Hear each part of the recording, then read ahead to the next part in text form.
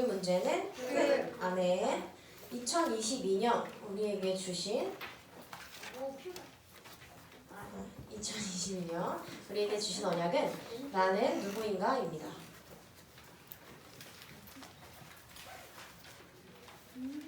우리는 방금 고백했던 것처럼 남은 자, 순례자, 정복자입니다.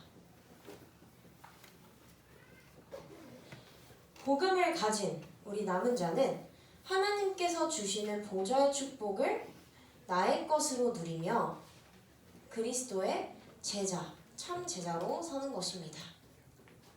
전도의 여정을 걸어가는 순례자는요, 기도로 행복하고 말씀의 능력을 체험하면서 그 말씀을 가지고 현장에 나아갔을 때 하나님께서 붙여주신 예비된 자, 준비된 자, 숨겨둔 자와의 만남의 축복을 받게 됩니다. 그리고 정복자는요, 우리가 지금 러시아와 우크라이나 전쟁을 계속 기도하고 있는 중인데 정복이라고 하면 사실 세상에서는 어딘가의 토지를 빼앗기 위해 또는 무언가의 소유권이라든지 이런 권리를 얻기 위해 투쟁을 하기도 하고 정복의 싸움을 하기도 합니다. 그런데 그러한 싸움은 사실 무기도 있고 또 죽이는 싸움을 하죠. 그런데 우리 랩넌트들은요, 살리는 정복자로서 먼저 현장의 역사하는 흑암 세력을 꺾는 결박 기도를 하면서 하나님께서 주시는 절대 가능을 체험하는 것입니다. 하나님께서 왜 불가능한 우리에게 절대 가능의 축복을 주시냐? 우리가 살릴 곳은 바로 237 나라와 5천 종족이기 때문입니다. 그래서 237 나라와 5천 종족에 빛을 비추는 우리 랩넌트들은요, 남은 자의 축복을 누리며 나를 보좌화해야 하고 순례자의 축복을 누리며 가는 곳곳의 현장을 보좌화해야 하고 그리고 237을 살리는 정복자로서 우리는 전 세계를 보좌화해야 합니다. 그래서 우리는 237의 참 제자로 서는 것입니다. 그리고 4월 우리에게 주신 언약은 절대 가치 동기를 바꾸라입니다.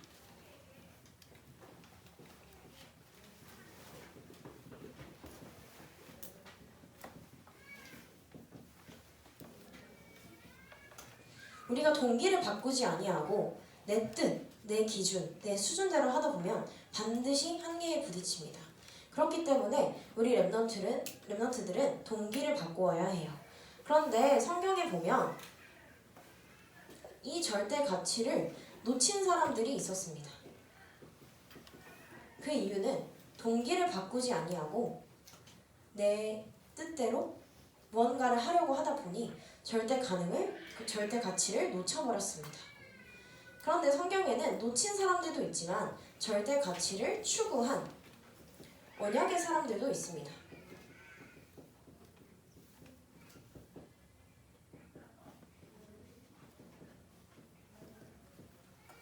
우리도 이 여정을 걷기 위해 끊임없이 기도하고 흑암 세력을 꺾는 기도를 반드시 해야 하는 거예요. 이 절대 가치를 추구하는 우리 랩넌트들에게는 남은 응답이 있습니다. 그 남은 응답이 바로 237과 5천 종족을 살리는 응답입니다.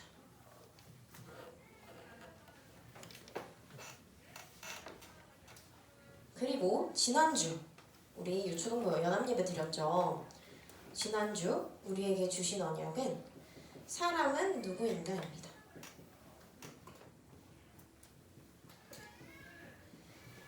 사람은 누구냐? 하나님께서 창조하신 피조물이에요. 그런데 그 피조물인 인간은 하나님께서 하나님의 형상으로 지음받을 수 있는 복을 주셨어요. 그 복을 받은 피조물이 바로 우리 사람인데요. 그런데 창세기 3장에 보니까 모든 축복을 하나님께서 다 주셨음에도 불구하고 딱 하나님과 약속한 선악과의 선악과를 따먹어 버렸죠. 그래서 하나님과의 약속을 어겼어요.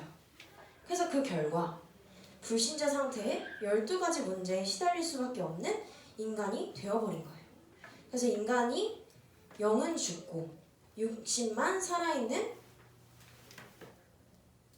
상태가 되었죠. 그런데 하나님께서는 우리 인간에게, 범죄한 인간에게 그냥 내버려 두시지 아니하시고 사랑의 하나님께서는 우리 인간에게 무슨 언약을 주셨죠? 여자의 후손의 언약을 주셨습니다. 그것이 지난주에 우리가 말씀 들었던 사람은 누구인가? 창세기 1장 26절에서 28절 말씀이었습니다. 그리고 이번 주 말씀은요. 예배의 축복을 누리는 렘넌트입니다.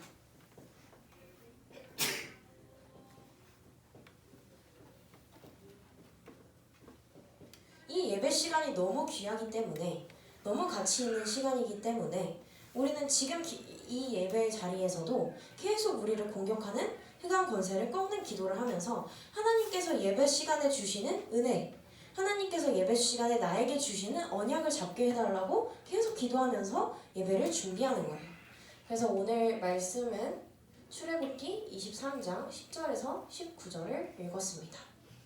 출애굽기 23장 10절에서 19절에 보면요. 먼저 10절에서 13절 내용을 보면요. 안식년과 안식일에 대한 말씀이 나옵니다.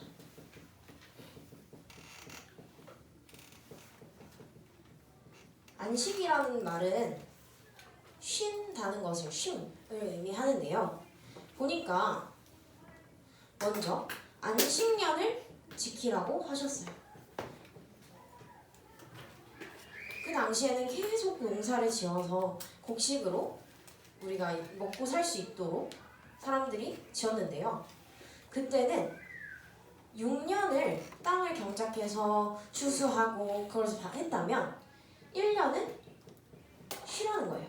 그 1년이 바로 안식일인 거예요. 이게 바로 7번째 해, 그러니까 6년이 지나고 7번째 해에는 땅을 쉬게 하라는 거예요. 6년간 농사하고 1년, 그 7번째 해에 1년을 땅을 쉬게 해라. 그게 안식년이고요. 안식일은 사람들에 관한 것인데요. 우리는 지금 이제 5일 학교를 가고 2일 쉬고 이런 식으로 뭐 주중, 주말 이렇게 부르는데 이때는 6일을 일하고 그 하루를 7번째 날인 하루를 쉬라고 하셨어요.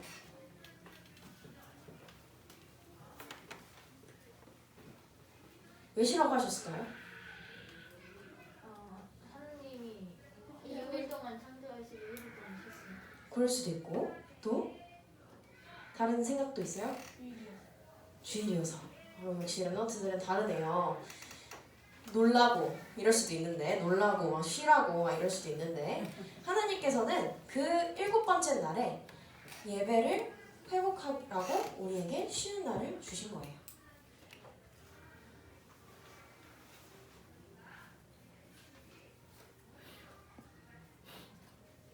(13절에) 보면 모든 일을 삼가라고 했어요. 이 말은 모든 것을 멈추고 또 뭐라고 되어 있냐면 다른 신들의 이름을 부르지 말며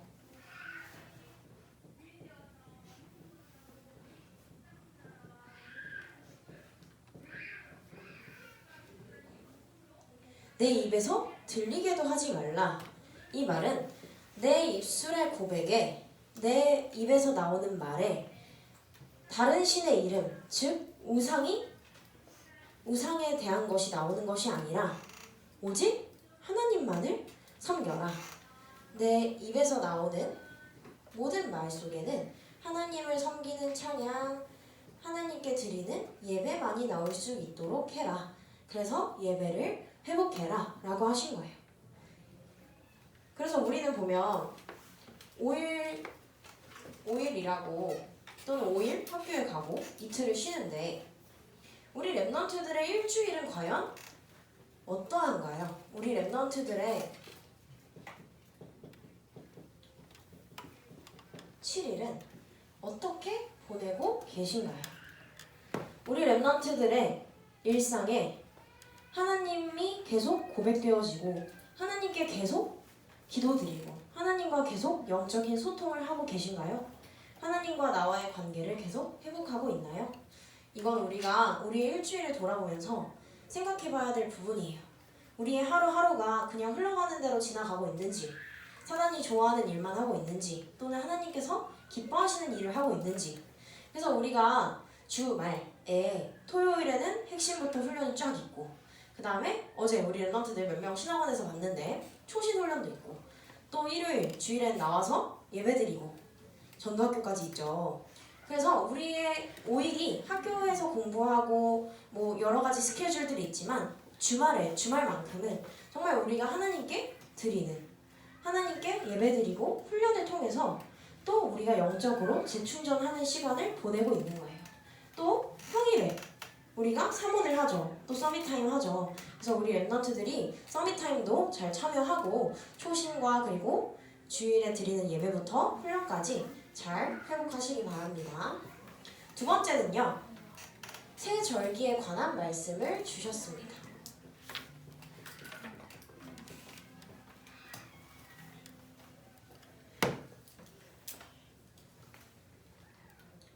먼저 나오는 절기가요. 무교절, 너는 무교절을 지키라 라고 하셨어요. 무교절에는 우리가 빵을 만들 때는 보통 부풀게 이렇게 이스트를 넣는다고 하죠. 그런데 여기서 무교절이라는 건 무교병을 먹는 절기인데, 무교병이라는 건 우리 랩런트들 알겠지만 누룩이 없는 거, 이스트를 넣지 않은 그 딱딱한 빵을 먹으면서 이 무교절을 기리는 거예요. 근데 이제 무교병을 먹는다고 해서 무교절이라고도 하지만 또는 유월절이라고도 부르거든요. 사실 같은 말인데 유월절이라는 건 이제 출애굽 할 때 우리가 그 죽음의 사자가 피 바른 집에는 들어가지 않고 넘어갔죠. 패스 오버라고 하는데, 그래서 이 넘어갔다고 해서 유월절이라고 부르기도 합니다. 그래서 보면요, 결국 무교병을 먹으면서 그 딱딱한 빵을 먹으면서 무엇을 생각하고 무엇에 집중하냐면 애굽에서 노예 생활하던 이스라엘 백성들이 출애굽할 수 있도록 하셨던 하나님의 그 구원을 기념하는 날이에요. 그래서 보면 14절에 마지막에 보면 빈손으로 내 앞에 나오지 말라고 하셨어요. 그래서 빈손이 아니라 마음과 정성을 담은 예물을 가지고 하나님 앞에 나아오라고 하셨어요. 그래서 결국은 구원을 잊지 않는 거예요. 우리 지금 사회에서는 이 무교절 그리고 유월절을 어떻게 진행하고 있냐면 부활절을 통해서 지내고 있습니다. 오늘이 무슨 주일이죠?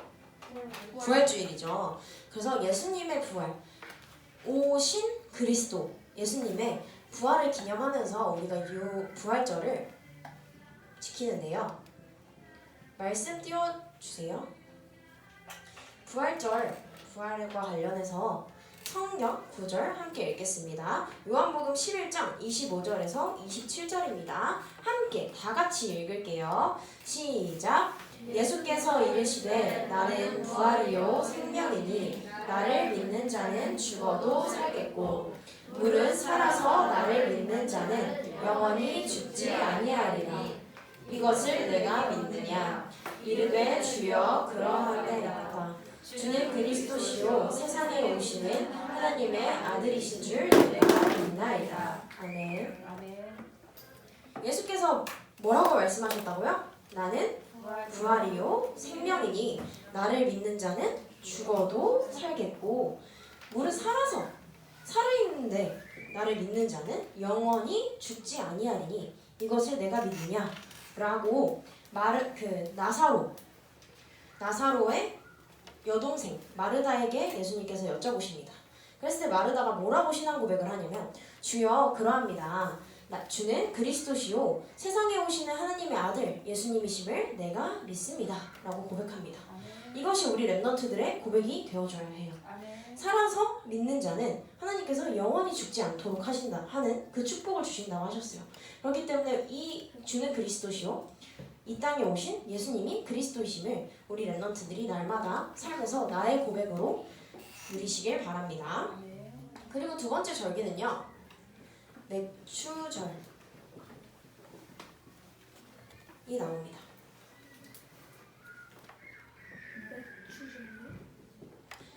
오순절이라고도 하는데요.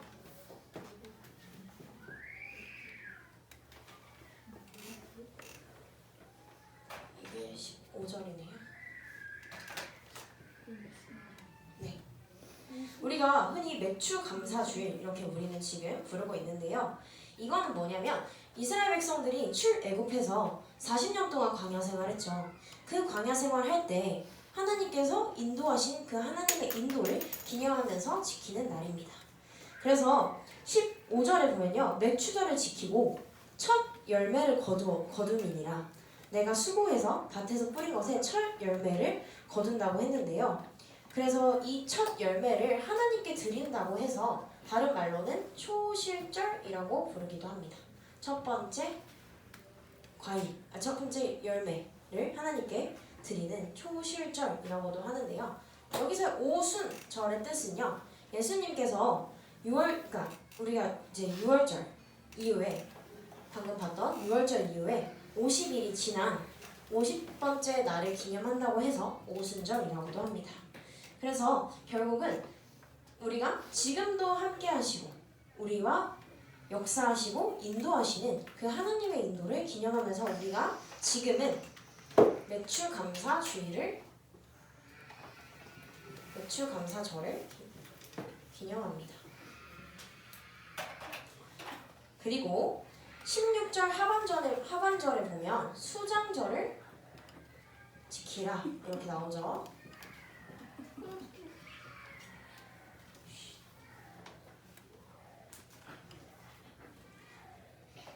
추수감사절이라고도 하는데요.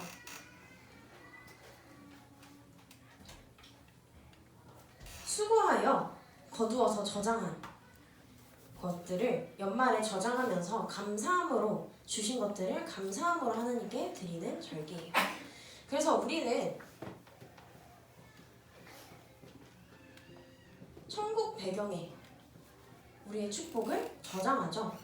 이 천국 배경을 가진 우리 랩넌트들이 어떠한 재앙도 휩쓸리지 않고 재앙을 막는 축복을 받으며 보좌의 축복, 즉 하나님께서 우리와 함께 하시는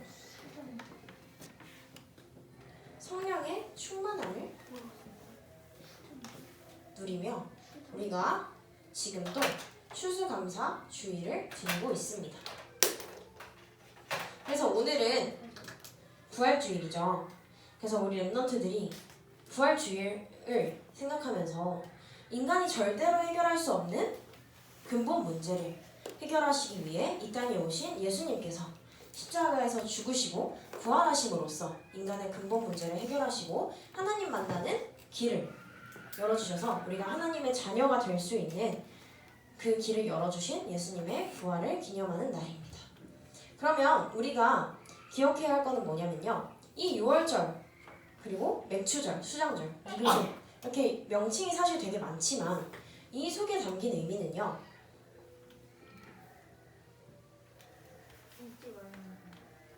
잊지 말라고도 왔는데 인도하신 성자 하나님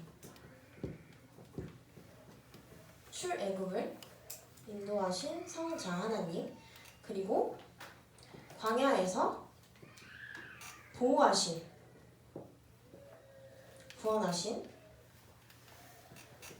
성부 하나님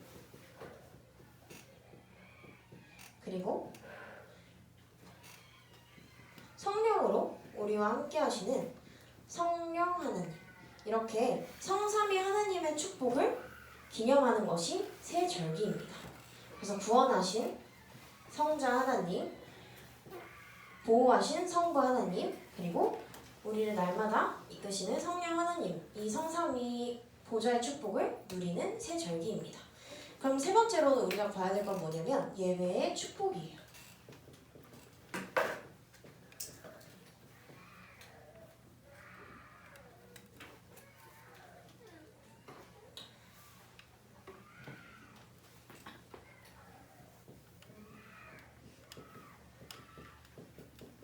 예배의 축복을 누리는 우리 렘넌트들은요, 혼합하지 말아야 해요. 18절에 보면 무교병과 유교병을 섞지 말라고 했거든요. 그런데 우리 렘넌트들도 혼합하지 말아야 한다라는 사실을 기억해야 돼요. 무엇을 혼합하지 말아야 되냐? 먼저 생각해 봤을 때 우리가 예를 들어서 컵에다가 깨끗한 물을 담아놨어요. 그런데 그 깨끗한 물에 물감을 몇 방울 떨어뜨린다고 생각해 볼게요. 그러면 그 물이 어떻게 돼요? 더러워지고 또는 깨끗했던 투명했던 물이 흐려지고 또 탁해지죠. 그런 것처럼 우리가 복음 외에 다른 것을 혼합하다 보면요, 복음이 변질되기 시작해요. 그럼 그 복음이 어떻게 되어지냐? 희미해지기 시작하죠. 그래서 우리 렘넌트들은 정확한 복음을 희석하지 않고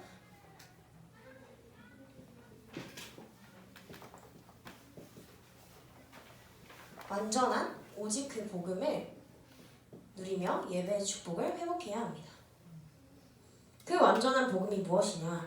사단의 권세를 꺾으신 참 왕, 죄와 저주에서 우리를 완전히 해방시켜 주신 참 제사장, 그리고 하나님 만나는 길을 열어주신 그 참 선지자 그리스도께서 우리의 주인 되시고 그 예수께서 그리스도이신 그 오직 복음을 회복하며 절대 다른 것과 혼합하지 말아야 합니다. 그리고 두 번째로는 19절에 보니까요, 첫 열매 중에 가장 좋은 것을 하나님께 드리라고 하셨어요. 이 말은 무슨 말일까요? 왜 가장 좋은 첫 열매를 하나님께 드리라고 하셨을까? 하나님 덕분에 하나님께서 주신 것이기 때문에 가장 좋은 첫 열매를 드림으로써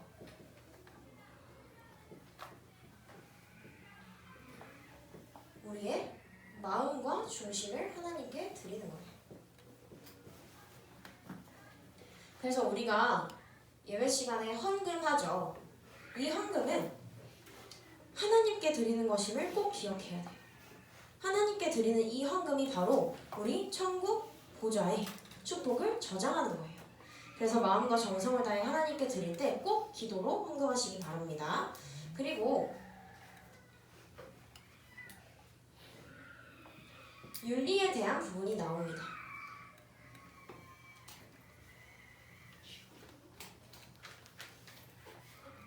그런데 이 윤리라는 부분도 굉장히 좋아요. 중요해요. 그런데 세상의 법이라고 해볼게요. 이 세상의 법도 중요해요. 우리가 지켜야 해요. 그런데 하나님의 법보다 우선이 되면 될까요? 안 될까요? 법이니까 다 따르는 것이 아니라 분별력이 있어야 돼요. 영적인 분별력. 그리고 이 둘 중에 우리가 선택해야 하는 상황도 반드시 올 수 있어요. 윤리와 복음, 세상의 법과 하나님의 법을 선택해야 하는 경우도 분명 있어요. 그럴 때 우리 렘넌트들은 복음, 하나님의 법을 따라야 해요. 하나님께 질문하면서 하나님의 계획을 질문하고 하나님의 시간표를 질문하면서 우리가 하나님의 법을 따라야 해요. 그러면 세상의 법도 중요하잖아요. 세상의 법을 지켜야 하는 이유가 뭘까요? 세상에서 살아야 되니까. 우리가 세상에 살고 있죠. 하나님께서 주신 사회, 공동체 속에 우리가 살고 있어요. 그렇기 때문에 우리가 있는 사회, 우리가 있는 지역의 법도 따라야 하는 거예요. 또 전도와 선교를 위해서도 우리가 법을 지켜야 하는 거예요. 예를 들어서 내가 예수님을 믿는데 예수님을 믿는다고 하면서 전도를 하러 다니면서 나의 민증에는 빨간 줄이 있고 도둑질을 맨날 하고 폭행을 하고 다니고 이러면 우리의 그 이미지를 사람들은 볼 텐데, 어쨌든 불신자들은 우리가 전도를 하러 갔을 때 우리의 이미지를 보고 판단할 거 아니에요. 그랬을 때 우리가 전도와 선교에 방해되는 요소들이 될 수가 있어요. 그렇기 때문에 세상의 법도 중요하고 하나님의 법은 더더욱 중요하기 때문에 우리 렘넌트들이 영적인 분별력을 가져야 하는 거예요. 그러면 우리가 예배의 축복을 누리는 렘넌트들은 이 예배를 통해서 오력을 회복해야 해요. 그 중에 제일은 영력이거든요. 그래서 하나님께서 주시는 그 영력을 충전하는 예배의 축복을 누리면서 우리 렘넌트들이 현장에서도 예배의 축복을 누리고 교회에서도 예배의 축복을 누리면서 237을 향해서 빛을 비추고 기도로 등불을 비추는 우리 렘넌트들이 되시기를 기도합니다.